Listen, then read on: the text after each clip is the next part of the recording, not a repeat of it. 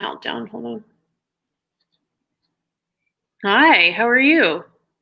I'm good. How are you? Good. So I'm Lisa Zahiya. Just a real quick intro, and as part of my belly dance teaching and my work with my students, I have been excited to talk to different teachers, people who are of Native origin and who have worked in the Middle East, because I think that we have a responsibility to learn more, do better, all that good stuff. So I'm super excited. So Sabriye, I'm going to ask you to help me with all the different ways we can pronounce your name. Not starting with an easy question. My name is Sabriye. So with the Turkish female names, they end with an E sound or a, but in Arab countries, everybody says Sabriye. Various dialects, there's a gazillion ways of pronouncing it. I'll pretty much respond to anything that starts with sub, and then Perfect. So tell us a little bit about your family and how you got introduced to Middle Eastern culture and dance. So my mother was a belly dancer, and my father is a musician. He plays anything he can get his hands on. His specialty is wind instruments. But so they met because they actually met here in Sweden, because my mother was a dancer here, or like one of the only dancers, and my father was one of the only people that played Middle Eastern music. So that's how they met, and so I was sort of born into it. Just it's always been around. It's not something that I've ever discovered. It's just always been there. Gotcha. And so you grew up around it, obviously, like in the culture. When were you like, this is my profession? Oh my God. I was like, I think I really just sort of fell in love with it when I was about 13. I got really curious about it. My mom had stopped dancing by then, but she still like had a stash of stuff, and I really loved the music. Like she had all these old LPs, and of course my dad was still playing the music, but I just had this sort of became enamored with the dance, and but I was 13, but I didn't think I was going to do it because my mom had done that, and I knew I didn't have any like misgivings about like the glamour of it or anything like that. I knew it was a hard trade.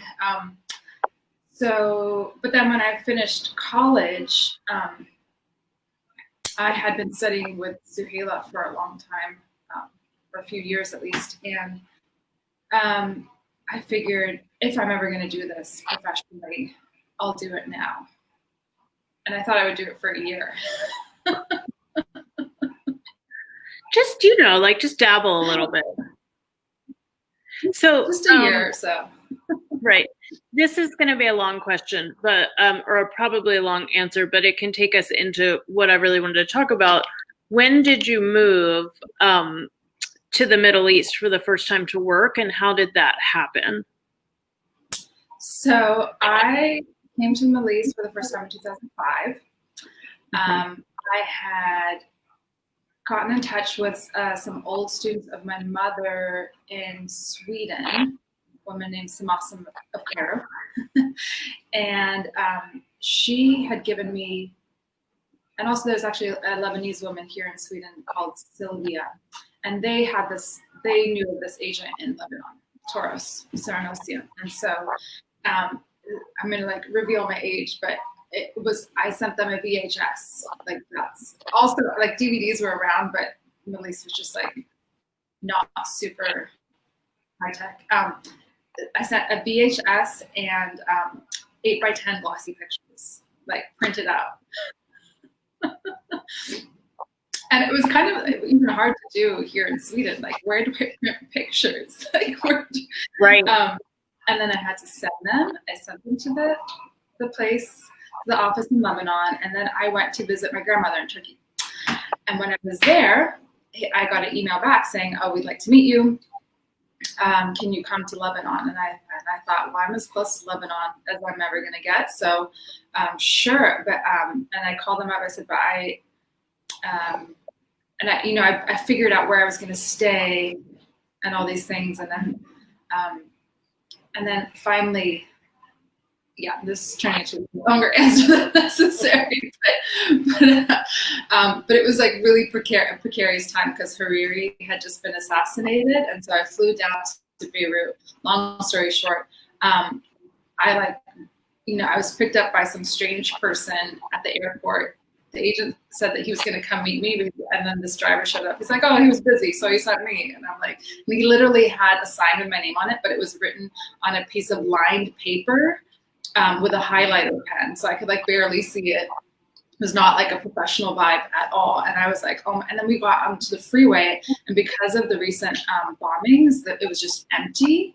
And I was like, oh my God, I'm gonna get trafficked. I was like, can I drop and roll out of this car like at this moving speed? Do I have everything I need on my purse? But everything turned out just fine. It was just, it was, yeah. So it was 2005. I remember very clearly. So then they're like, you're hired. Then you moved to Lebanon for a however long the contract was? No, so I stayed there for about a week or so. It was like 3 weeks. And I like watched every single video that the agency, like they have a library of videos, and I watched like every video. Like at night, I would just, because I was living in the office, I would like I would watch these videos to see what kind of sets the dancers were putting together and like what the venues looked like, and what was the makeup of the bands. Like I like studied. It was, and then they like did a film of me. They filmed me and sent my pictures around to the hotels and in other countries, and then I had bookings. So it was in March, and I did my first contract in May. Wow. And was that in Lebanon? No, it was in Dubai. Gotcha. So they booked you all over the Middle East. Yeah. God, so at this point you speak Turkish from your family, Swedish, English. Did you speak Arabic yet? Yes, I had studied Arabic. I spoke this really weird modern standard Arabic, which nobody actually speaks. Like it's what you learn in the books, but it's like nobody speaks like that. Aside from the CD that I practiced with, it was like Pimsleurs or something like that, and it was Syrian dialect, but I had no idea. It was just like a colloquial dialect. And so my second contract was in Syria. And in the CD, they have there's the dialogue about giving directions to Hamra Street and Hijaz Station. And I was in Syria walking around in Damascus, and the people were talking about, oh, and let's go to Hamra Street. And I was like, Hamra Street? Where's Hijaz Station? They're like, it's over there. And I was like, what? This is the place? This is it. So you were, between then and now, tell us a summary of the countries you've worked in. So I remember the chronological order in the beginning, and then it's a blur. But let's roughly.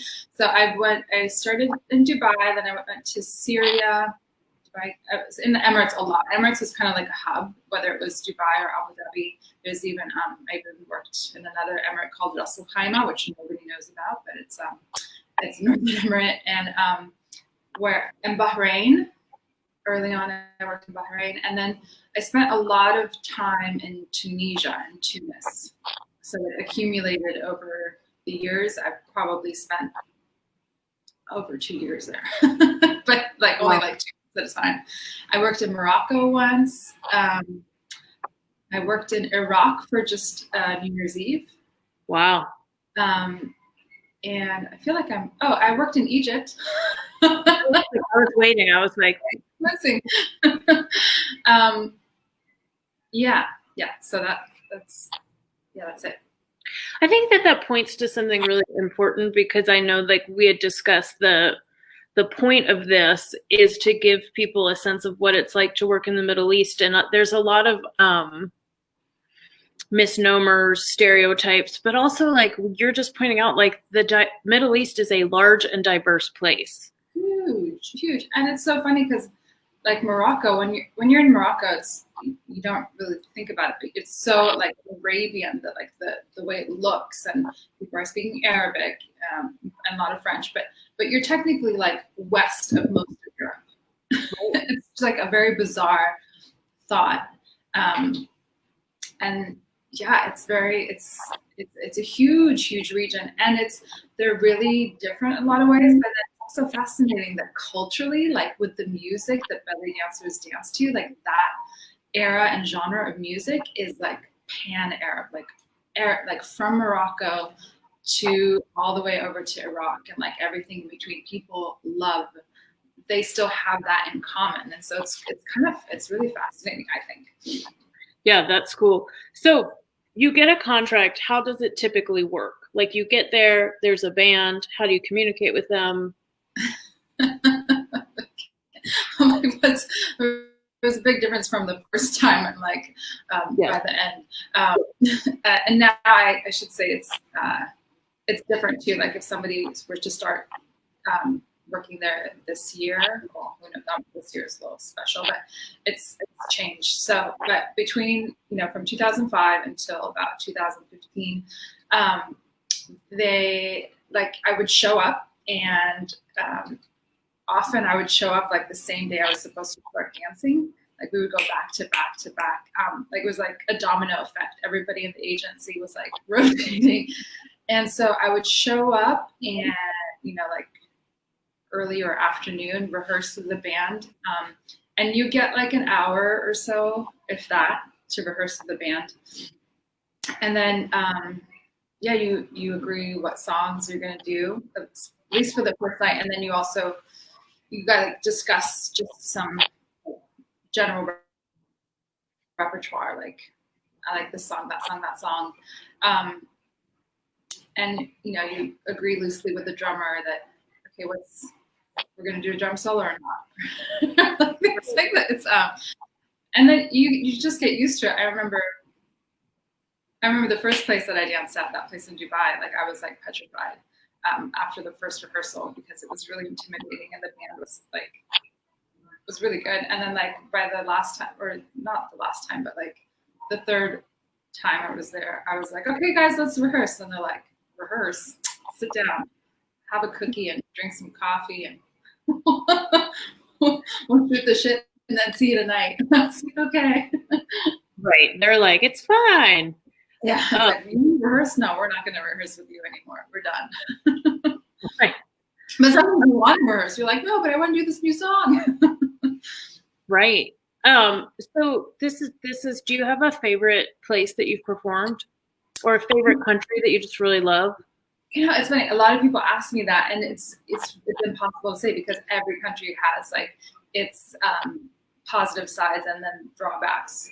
Mm-hmm. So I've had like, I love working in Dubai because it was really like organized and easy. Mm-hmm. I worked there over such a long period of time that I knew all the musicians, even if I was in a different place and we'd worked together in a different place, like we just knew each other. It was easy.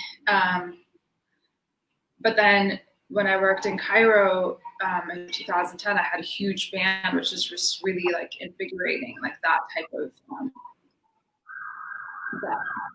having that orchestra behind you is really fantastic. But then it's also a huge headache, because you're like the boss lady of that band, and so it's just like it's a lot of work just managing all those people, because when I would work in Dubai, they're the house band, and so right. And then also like Tunisia was really, really great in a lot of ways. Also worked with some really fabulous musicians there, and they have kind of an old school take on culture there. Like it's arts are like lifted in a way that I haven't seen as much in other Arab countries. Gotcha. So let's talk really quickly about being a woman traveling in the Middle East, because that's another thing that I feel like as I've traveled, mostly just to Egypt and Turkey, people are like, "Are you okay?" And how safe I felt. But like, did you feel safe the whole time you were doing it? Obviously, again, we're talking about a lot of different places. Yeah, I did generally feel safe. I'm a little kooky though. Like, I don't have like normal sensors for what's like safe and safe. Yeah, but I also think I get away with a lot because I do speak the language. I don't, and I can often blend. Even in a lot of times, if I'm in an Arab country and I'm speaking Arabic to them, they realize that something's wrong because my Arabic's not that amazing that I can blend in every country. But they'll often assume that maybe I'm from another Arabic country at first. Right. So, and I think that earns me a lot of points in terms of being talked to rather than talked at. Right. And then also, I think if you know how to behave, it's easier. And it's just, just all these little cultural sensitivities that you pick up on. Tell us about some of them. Like I think I already told you the story before, but I will tell you again so everybody can hear. Once I was in this dark alley in Marrakesh and I had a Swedish friend with me, and she has this like blonde hair that's like glowing in the moonlight, and we cannot like get to our place without passing these like this throng of young men in this corner, and we're like a few yards away, and they start yelling at us like, "Hey, mademoiselle," and blah, blah, blah, blah, and assuming that we're tourists and like kind of catcalling. And as we got closer to them and they could hear me, I said to them in Arabic, I said, "Good night, brothers," and they just totally like shut up and were like, "Oh, good night, sisters." Like they were just, and by me putting them in a place where they're like, familiar and respond, like being somebody's brother means that they're responsible for you. You know what I mean? So if you put them in that place, then they're like, "Oh, okay, yeah, go ahead, pass by, be safe." Keep it moving. Yeah, I think that the thing that I've noticed in much less travel than you, though, is like being knowledgeable and respectful of a culture really creates a different experience than either going like, I think from my side, living here, like obvious American tourist, or like disrespectful in like dress, language, anything like that. Yeah, totally. Yeah. And it's different in each place too. Like some places are and even within a place, like if I'm in Dubai, if I'm in a shopping mall, actually you're technically not supposed to wear anything, but like you can get away with being really Western in your mannerisms and everything. But then if I go to a marketplace, I might dress differently, behave a little bit differently. Yeah. How did you find that people responded to you in general as a dancer? It's not asking these giant questions. Yeah, exactly. It's not a good thing to be a dancer.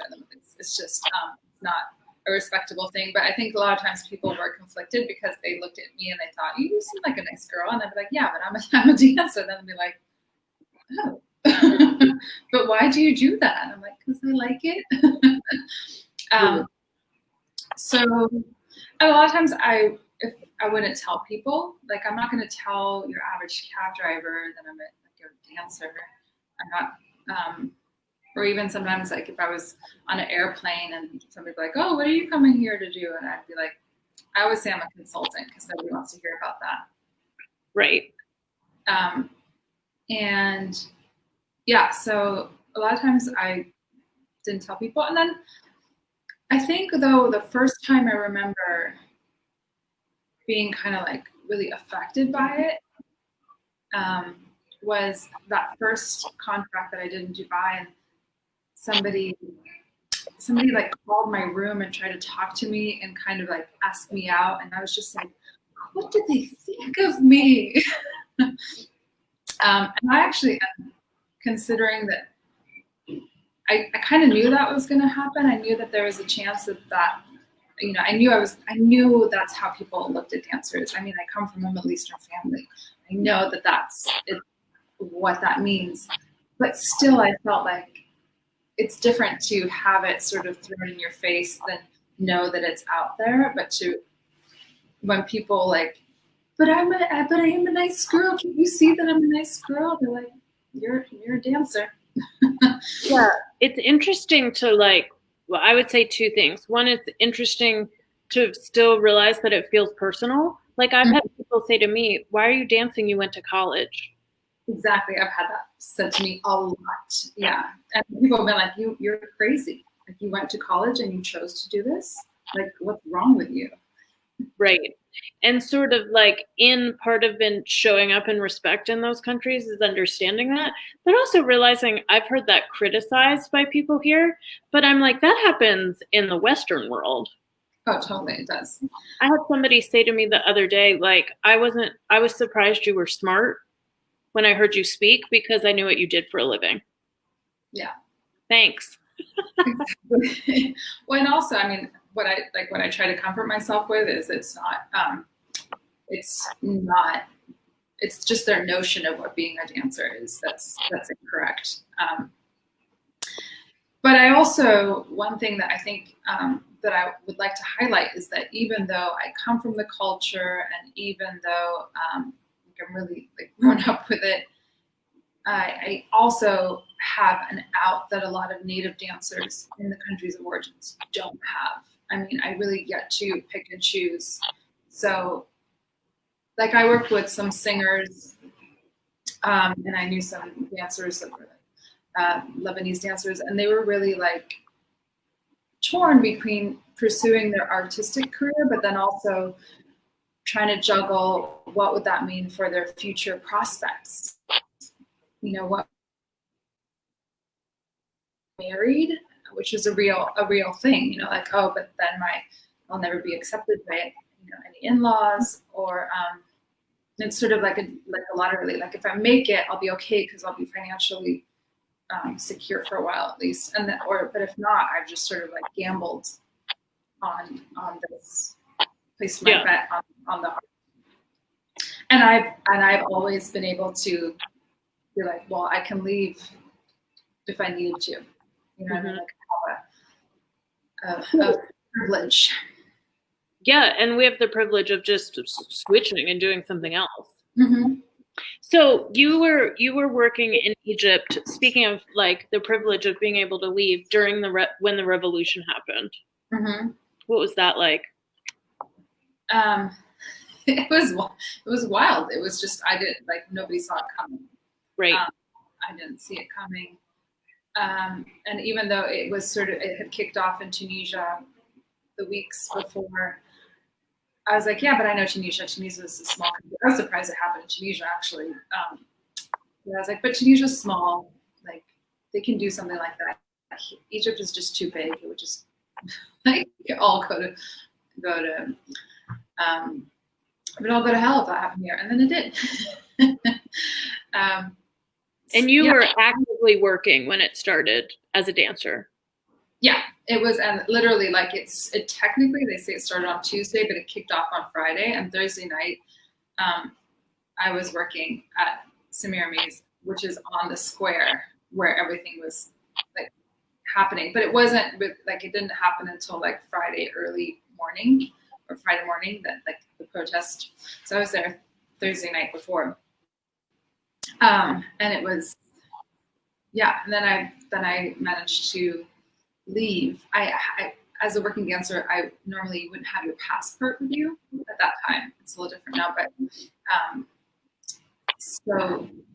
I had my passport with me because I was renewing paperwork, and so I was lucky because some other people that I know were stuck. Right, because typically they keep your passport. Yeah, it's for a work permit thing. At that time, it was kept. Literally, also in this building that was at the time, the passports were kept in a building that was on that square too. So it wasn't like you could go there and get it at all.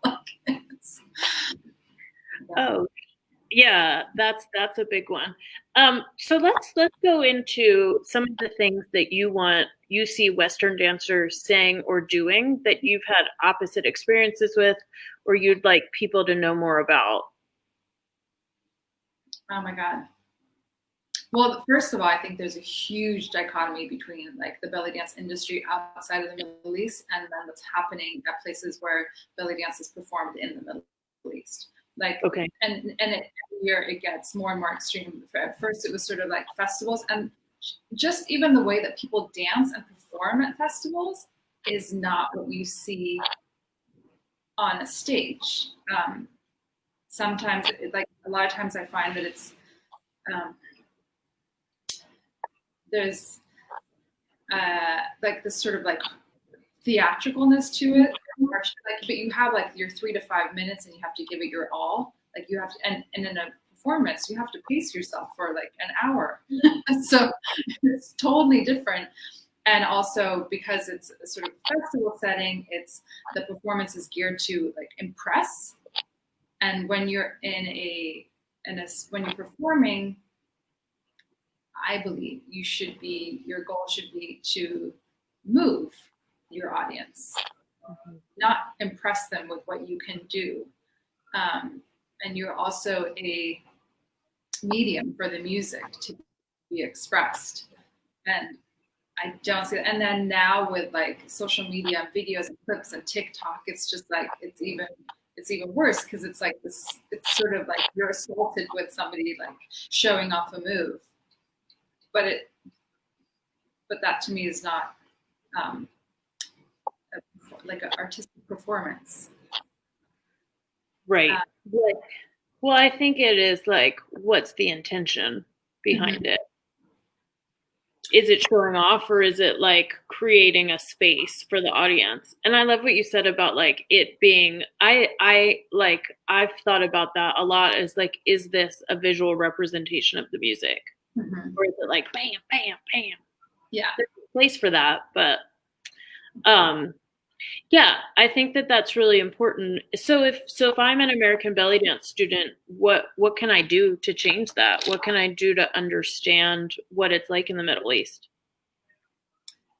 Well, you could listen to music. I mean, now music is changing too, so I don't want to be a stick in the mud and like just only point people towards classics, but I think it's a good place to start because you'll understand what's happening in the music now better if you know what came before it.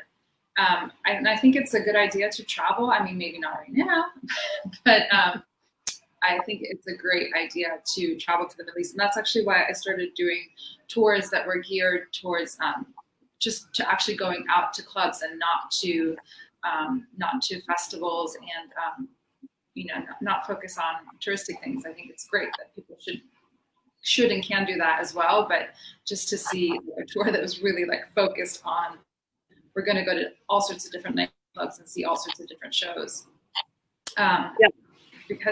because we can. And I think just try to be a sponge, looking things up, but it's also hard because when you see things like, for example, on YouTube or Instagram, you don't understand the context. And what is popular on YouTube or Instagram is not something that might hit home in the Middle East. Right. So you, in these tours, which you're doing in Cairo, you go to, because that came very clear to me when I was there, like there's all these different, and I don't even want to say levels, making one better than the other, but there's a real variety of different places to see live performance. And then you get the context from somebody who lives and works there that you and speaks the language, which I think has got to be a huge difference, because it's like, am I outside of it observing it, or am I in it? Yes. Yeah. And also there's like little details that if you're in it that you might know. Like there was once I was at one of these clubs, and like you said, there's a spectrum of clubs. Can you tell us about them? What? Can you tell us a little bit about the spectrum of clubs? So there's everything from like the seedy to seedy clubs, I love seedy clubs. I'm not saying that in a judgmental way. I think they're fascinating. Like the best people watching you will ever do is in seedy clubs. You just like, it's like better than watching TV, you're just like, what is going on? This is fascinating. And then there's 5-star hotels, and then there's sort of in between, there's things that are more touristy, and there's some things that are more geared for tourists that are like Western, but then you also have tourists that are Arab tourists. So you have all sorts of different venues. But so once I was in one of these seedier venues, and there was a guy who was singing, and he was dressed in like Gulf wear, and he was singing Gulf songs. And I looked, and I said to my friend who was with me, told her, he's not from the Gulf. And she goes, well, why do you think that? I was like, no, it's all wrong. His dress is from one place. His like headpiece is from another place. The ring around is from a third place. Like the color is just like, it's just off. And she goes, are you sure? And I called over the waiter, and I said, where is he from? He goes, Egypt. I was like, I told you. He just dresses up as a Gulf guy to sing Gulf songs.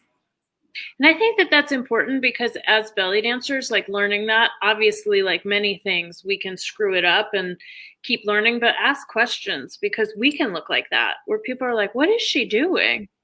Yeah. It's one style of costume, different kind of song, different kind of dancing. Totally. And people are going to be like, what's happening? Yeah. What do you think the expectation is? Like, what are some things that are expected of you in Egypt or any country in the Middle East as a dancer that surprised you? Like little nuance things that you'd understand, that like if I came over there and you pushed me on stage, you'd be like, girl, you need to know this. Well, it's different in different places. Unfortunately, it's a very superficial industry. So each country has like its preferred visual ideal. And then the other thing is like, one thing that I had no idea about was when I working in Tunisia was Libyan music. I'd never heard of it. And there's both in Egypt and in Tunis, you get a lot of Libyan patrons at clubs, and so you have to dance to Libyan music. And I had no idea what it even sounded like. How could you possibly move to this? It's, in my opinion, not the greatest music. It's very monotonous. And I don't know, like some things that surprised me then might not surprise people so much now, because now I think because there's all these social media platforms and people are sharing, like even when I was dancing there, you couldn't take pictures at a club, you couldn't film, like it wasn't allowed. And now it's just everybody's sharing right and left. But like in Dubai, I mean, at all the places I worked, I had to wear heels. There was no choice. I had to wear heels. Yeah. I mean, not in Egypt, but not everywhere. Okay. Yeah. It was just, you had to be able to dance in heels. And I think, it's just, there's also a flashiness that I hadn't really anticipated that they were really into, like kind of an acrobatic and flashiness. Right. Splits. Yeah. Stuff like that. Yeah. Well, just in general, like I just enjoy a lot of the Middle Eastern aesthetic. Like I was just watching some shabby music videos, and there's like a leopard print Rolls Royce, and I was like, love these people. But there's a real like specific aesthetic, even in just dress, that's different. Yeah, exactly. And it's very, especially, I mean, I was like coming out of college and being, it was very California college, and then also Sweden, which is very like androgynous. And I remember I had a Swedish friend, we're still good friends, and we met in Bahrain. She was working at the same hotel where I was dancing, and we were talking about like, oh, the fashion here, it's so like exaggerated, all these like rhinestones on everything, glitter and da da da. And then like we met a few months later, and we'd both been home to Sweden, and then like come back again, and we're like, this fashion in Sweden is so awful. Who wants to look like a little boy? So where's the glitter? Where's the glam? Where are the heels? Yeah, we get used to it. Yeah, when I was in Cairo, I was like, there's so many rhinestones everywhere. Leopard is a color. New Jersey and Cairo. Right. Yeah, and I think that I think it's really important. People don't necessarily understand what you were talking about, the distinctions between the kind of nightclubs that there are, that like class is very distinct there. Yeah. And that they want different types of performers too. Like a certain type of club is going to be looking for one type of performer, and another is going to be looking for a different type. So, tell me some crazy stories. What are your favorite stories from all the performing? Oh my God, I don't know. There's so many. You have to narrow it down. Like, okay, I'll tell you a country, and you. Okay. What about Dubai? Dubai. Like, oh, can I tell this story? Yes.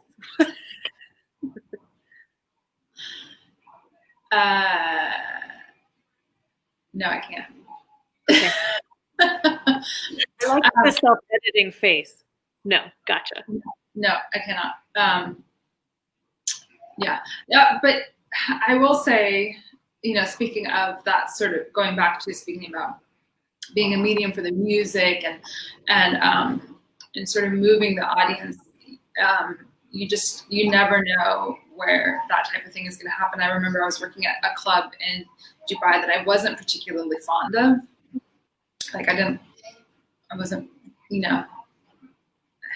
like the management particularly much. They were fine. It was just like we weren't like, best buds. But the band I'd worked with before, and I also didn't like this, sometimes it's the stage and like what type of people come there. Like it wasn't like, my favorite place. It was okay. It's kind of verging on crappy. Mostly for the sort of setup of the stage and everything. But I just had like my most profound stage experience at that place. The keyboard player, like I said, I'd worked with this band before, and the keyboard player is he's a character. He had like a scar on his face like this, and he was illiterate, so he would have to remember the last few digits of your phone number so that he would know who it was. And he was kind of like a brute, but he also had the voice of an angel. And like if he didn't like you, he was awful to you. Like I knew so many dancers that worked with him that hated him, and singers. But if he liked you, then you were golden. You were fine. So it was just this one song, as Uhdona Rayam, which means embrace the day. It's a Warda song. And it was just like the most perfect moment. And I feel like we all went there, like everybody in this crappy club. And I just had this like amazing, transcendent experience. That's amazing. Yeah. Yeah. I mean, Dubai is a fascinating place for anybody who's been there, because I mean, like it's the most wealth I've ever seen. Mm-hmm. But, and then like cultural references. And I think also like seeing how money affects how much people are allowed to do, which I mean, I think you see everywhere in the world, but I was like, oh, and, I would say there and in Egypt, you realize that like people go to different places in the world to like be bad. Yes. Yeah. And that's the thing. I think it's weird when you have these transient places, people don't feel as accountable as they do in their home countries, and that can be kind of problematic. Another funny Dubai story, which is kind of like a quintessential Dubai story, is I was once hired to dance at a party, like some sort of business function, and it was at the base of Burj Khalifa, which is the tallest building. And so, and I was doing a sword dance, and I was doing a back bend. And when you're standing at the base of something and you look up, it's like really, like it's even taller. And so I positioned myself, and I have the sword on my chin, and I start doing a back bend, and like Burj Khalifa is just like looming over me like this. And I was just like, oh no, I don't know if I'm gonna like my like balance or sense of like space. So I had to get up kind of quickly. I'd be like, I'm more than I would like to admit have like tripped while dancing because there's like carpets and like, and then I'm just like, hey. I've done that too once. One time I literally fell on my knees, and as it was happening, I was trying to like figure out. I was like, could I make this into like a cool dance move? But I was just like, just splat. Luckily, it was a really slow night. It was like 2 tables there. They were like kind of like, sorry. I was like, I'm always like, I'm here all the time. What about Tunis? Because I think that what I've discovered is that there's so much attention on Egypt and even like Lebanon that people don't think about. I mean, that's a big city. Yeah, and like I said, there's a history of nurturing arts there in a way that's really fantastic. They have a huge festival every year. They love bringing Arab artists from all over, and it's a really fantastic place. I was there last summer for a short stint, and I danced at some weddings. It was also refreshing because this live music is very much alive there. So somebody was telling me about bookings for a wedding. I was like, okay, do I need to bring like music? And they're like, no, why would you do that? And I was like, and I show up, and there's like a 20-piece band, and they have bow ties, and there's like every instrument is live. There's like a canoe, there's a oud, there's violins, there's flutes, and I'm just like, praise the Lord. And then I would go to, and I actually did like 3 weddings in one night, and every single one had a stellar band. Amazing. So yeah, that's cool.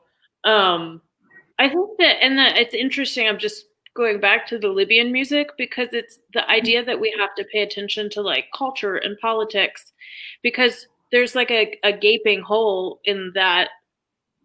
We don't talk about Libya a lot, but it's a big country. But because of politics, we don't like, you're not working there. Yeah. At one point, I was offered a job to go dance at a party in Libya, and my manager was talking to this guy. The guy was trying to book me with the help of the manager of the club I was working at, and then the manager said, he said, oh, he goes, and I thought about it, but then I thought, if you and I show up at the airport, like Sabriye and Razi together, it's just all over. I was like, what do you mean? Like, do they know who we are? Like, I'm like, does Libya know about me? Like, what is going on? He's just like, no, because it technically wasn't legal to have, to go to there to perform. But if he thought the idea was that if it was in a private function, who would know? But he felt like people would be on to us. And I was like, sounds a little risky. Yeah. Yeah. Okay, how about stories? This is a big one, but like any favorite stories about performing in Egypt? What's a good Egypt story? I mean, how long did you live in Cairo? So the first time I was there for about a year, and now I was there for about a year and a half. I've had this is a silly story, but this last time I was there, I was working with a smaller band, and we were sitting and talking about art, before the show, and we're drinking tea and they're smoking cigarettes, and they're like, and then one musician goes, when it all went to shit? He goes, before the war. And we're sort of like, we're drinking our tea, and then we just started laughing. We're like, 73? Like, what are you talking about? Like, what kind of time marker is that? And I'm like, we just could not stop laughing. We were just giggling the whole time. And then during the show, I was doing my Bellydance solo, and one of the musicians goes, oh, like before the war. I like lost it. I couldn't, like we just all started cracking up. Awesome. Tell us about the varieties of venues you performed at in Egypt. I think I've done the gamut. I've done like touristy places, boats. I've done 5-star hotels. I've done weddings. I've done some cabaret. Yeah. So let's talk really quickly, just to clarify for people. So when you talk about boats, there are, this is my impression, there's like a boat that's a Nile, this is the Nile. It's like a cruise boat that you do like a dinner cruise, but then there's also like giant barges that are set. Yes. That are like, in those giant barges. Yeah. Yeah. And what's a cabaret look like? Like cavernous. That is so apt. I was like, where am I? So, they also have like changed and morphed a little bit throughout the years, but now they're really it's been popular lately, and it's not just really not only in cabarets, but a lot of stages in Cairo have they've implemented this like catwalk stage, which is absurd. It is like the worst thing for a performer ever, because it's this wide. And you have audiences, like your audience is on either side of you, but then in front is just like a few tables, and then if you're at the very front of the catwalk, then you're like so far away from your band, and then how can you communicate with them? Like it's really weird. But yeah, but in cabarets, there's a dance floor. There's a lot of money is thrown, and actually the same is true with the places that I worked at in Tunis and in Morocco. But it was kind of a different system. Like, it's just So there's a lot of money thrown, and that kind of becomes the purpose of the show, is to get a lot of money, which is not always good for artistic. Right. Purposes. Can we just really fully acknowledge how much money is, like, when you're there? I was like, I'm used to here, people will do a money shower over me. I've been at places where there's money all over the floor. This is putting that to shame. There is money everywhere. Yeah. And what's funny, I'm sorry, I'm looking at my phone because I'm ordering somebody to bring me a charger for the the computer. But yeah, like, and what's funny is I remember when I was in Tunis the first time, like the money was actually worth money. So each like the lowest bill thrown was almost $10, and they're just like, yeah, and so it added up.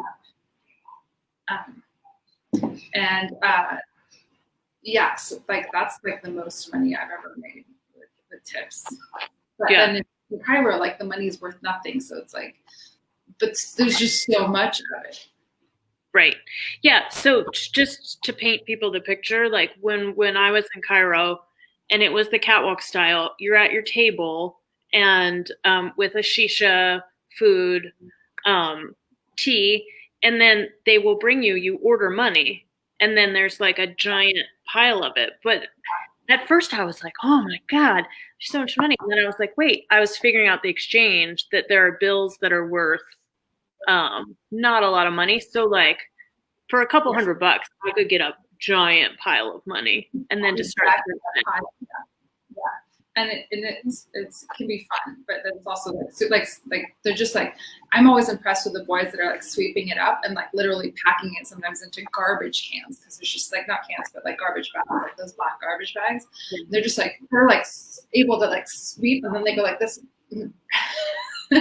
But one time in Cairo, one of my favorite things I've seen was there was a woman who was an Emirati woman, and she was sitting alone at a table. She's in her like black outfit, and she had like a pile of money, and she didn't even bother unwrapping the money. She was just throwing bricks of money onto the stage. It wasn't like, she was just like take the whole thing, just boom. And you're like, oh God, be careful. Yeah, and the thing I noticed is that the ventilation system is like set in a way that the money just floats everywhere. Yeah, I don't think there's any thought to it whatsoever. Yeah, it was in my like head. I was like, "Ooh, floating money," and it would like land in your hummus. Yeah, I always do this. So I'm like, no, I don't want money in my drink room. That stuff's dirty. You want to cleanse, especially now. So I think that goes to just the idea that like I feel like, and especially in conversations with you, like the idea that we've sort of like cleansed the dance for here to make it acceptable for people, but it's a complicated and interesting. And obviously, like we're talking about how geographically diverse it is, but like, what are some of the things that you really, or stereotypes you'd like to alleviate that you hear a lot of Western dancers say or have? About dancing in the Middle East? Yeah, or just even about the culture. About the culture? Well, I think one thing is they think that, you know, the sort of the attitude towards women. And if, yeah, there's definitely a tremendous progress that can be made there. But I think the area of entertainment is kind of a unique sphere because women really can get far, and I think it's kind of unique. Like, and historically, it's been that way for a long time. If you look at Zahiya, and who started the whole cabaret scene, she was a powerhouse of a woman, and also like, but even things like you know, like music videos. There's lots of directors who are women. I don't think people realize that. Oh wow! Yeah, there's all sorts of female entrepreneurship in the Middle East that I think people aren't aware of. And yeah, maybe they're beholden to different rules, but they know how to work the system. They've figured it out, and they're pretty resourceful. Right. Yeah, and I think it's interesting that for like obviously it's a complicated and diverse place of how women are seen. There's multiple religions and cultures and things, but like a lot of times the dancer's the boss. Oh, totally. Yeah. Yeah, you're sometimes even literally called like boss lady. Like people refer to you as malima, which is right. Boss lady. Boss lady. So tell us a little bit about what you're offering right now. I am doing online classes, and I'm doing 4 different classes. I have a new 8-week series. And I have 2 technique classes, and as some people may know, I'm very teach a lot of Salampur technique, and so 2 of those classes are that. And if you're curious about that, you could try it out. I recommend that you have a little bit of experience with it, just because the language is really specific, and an online platform, it's hard for me to really like you know, explain in depth. But still, I mean, it's graspable if you have some experience. But then I also have 2 other classes that are totally open for anybody. One is folkloric fusion, where I have a theme for each class, and it's usually either the past series I just focus on rhythms, but sometimes I'll do a style too, like a folkloric style, or just as sort of a general themes. It could even be incorporating some jazz movements with belly dance movements. It could be lots of different things. But I do also talk a lot about, especially in that class, about my experiences, and I try to relay all this information. I feel really lucky to have seen and done what I've done, and I want to share that with people. It's not something that I just want to like take to the grave with me. I really want other people to know about it as well. And I'm also doing a choreography class. Okay. And it's a Ahmed Alawiya song that off of my CD. Mm-hmm. And it's very, very retro. And it's really just a fun, cute song. Yeah. And with that, I'm also doing feedback because once again, it's online and it's so hard to see what people are getting. So there's limited space, but I'm giving feedback to people who are taking the whole series, the whole class, so they can so I can review. They can send me a video and I'll review it. Awesome. I just put that your website in the comments so people can see it. And for people who are watching this recorded, I'll put it in the comments or notes about it. Yeah, I just think that it's really important. And I think we've been butting up against this recently, and just in general, like more cultural awareness of like taking classes from source, both you having living and worked, grown up in a Middle Eastern household, and like the language skills. Like I can talk to you about a song and like really understanding what it means. Mm-hmm. Yeah, that's actually related to the song that I'm teaching this choreography to. It's like the one song that I couldn't get translated for of the songs that are on my CD, because it's just like gibberish. And I was talking to this Egyptian friend of mine who like knows every single lyric to every single song. It's like, it's amazing. And I was like, he's talking about like feeding somebody shrimp, and my friend goes, what? No, that's not in the song. I was like, let me play it for you. Maybe I'm hearing it wrong. And he goes, yeah, you're right. What? That's weird. Like, it's just like the song's like such gibberish. I don't know. But yeah. Yeah. And then like, so, and then I don't have to act out eating shrimp. No, please don't. Do not. Here's my wrap up question, which of course is, again, I like to ask big questions. What's your hope for belly dance? Like, what would you like to see happen? Be honest. Be honest. I really, I would like to see a deepening of the art form. I want to kind of go.